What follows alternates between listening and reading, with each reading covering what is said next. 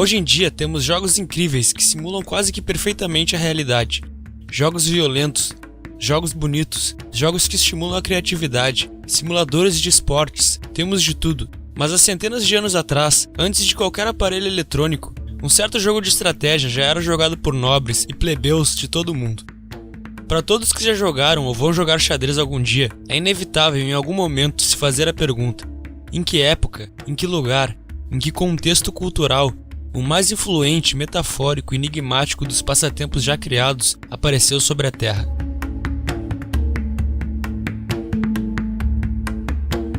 Várias teorias já foram feitas a respeito da origem do xadrez. Várias delas se baseavam apenas em lendas e mitos, como por exemplo, a de que o jogo foi criado pela esposa de um grande rei da Índia antiga, no momento em que seu reino foi sitiado pelo deus Rama. A ideia era distrair o marido com um passatempo que lembrasse a guerra, mas menos intenso do que os verdadeiros combates sangrentos. Também existem teorias bem fortes de que o jogo possa ter vindo da China, ou até mesmo ser um produto de um sincretismo entre essas culturas, pois existem muitos jogos semelhantes ao xadrez que surgiram no Oriente, e por serem excelentes meios de distração e simples de manusear, eram muito comuns em caravanas que atravessavam a Rota da Seda. Mas este que a gente conhece foi mencionado pela primeira vez em documentos que datam dos primeiros anos do século VII d.C., associados ao noroeste da Índia. Conhecido como chaturanga, esse protótipo de xadrez tinha algumas diferenças. Chatur significa 4, um número que na cultura hindu tem um grande valor simbólico. 4 são as castas nas quais a sociedade indiana está dividida, até hoje, diga-se de passagem. 4 são os rostos que o deus Brahma tem, para poder ver a sua linda esposa por todos os lados. 4 são suas mãos. 4 são os Vedas, os mais antigos manuscritos da Terra, que contêm todos os aspectos da vida. 4 são os estágios da vida e os elementos. E 4 também é o número de forças que participam da batalha dentro do tabuleiro, que é o Anga. Logo após, o jogo chegou na Pérsia, atual Irã, que era ali do lado, e logo se tornou adorado pelos poderosos, se tornando parte da instrução de nobres e novos governantes. Mas o xadrez não fazia parte da educação apenas da corte persa. Também seria no caso dos califados muçulmanos e na Europa cristã, de modo em que todo lugar em que o jogo chegasse se tornaria parte na formação dos membros da classe dominante. Assim, sultões, êmires, reis, príncipes e cavaleiros incorporariam o jogo em suas vidas. Assim que os árabes e muçulmanos tiveram contato com os persas, o jogo foi absorvido como parte da cultura. E então, na época das cruzadas, quando esse povo teve um contato mais íntimo, digamos assim, com os europeus, foi quando o xadrez chegou no ocidente, junto com os algarismos matemáticos e mais um monte de coisas. Por conta de ter entrado na cultura europeia através dos cruzados, reis e cavaleiros que foram lutar, o xadrez por muito tempo foi visto como algo mais aristocrático, como coisa de homens nobres, especialmente os que tinham alguma ligação a atividades militares. Justamente pelo xadrez ser para eles um jogo que se propõe a ser uma simulação de guerra. O xadrez chegou a ser listado como uma das 7 habilidades que todo cavaleiro devia possuir. Muitos dos reis, como Henrique I, eram jogadores assíduos. Nessa época em que o xadrez era jogado por essa nobreza militar, as peças não eram pretas e brancas. Elas eram, na verdade, pretas e vermelhas, por serem cores de madeira mais facilmente encontradas. Conforme o jogo foi se popularizando entre os nobres, começou a adquirir um certo status, e aí sim começaram a surgir não só peças de cores brancas, mas como também de várias outras cores.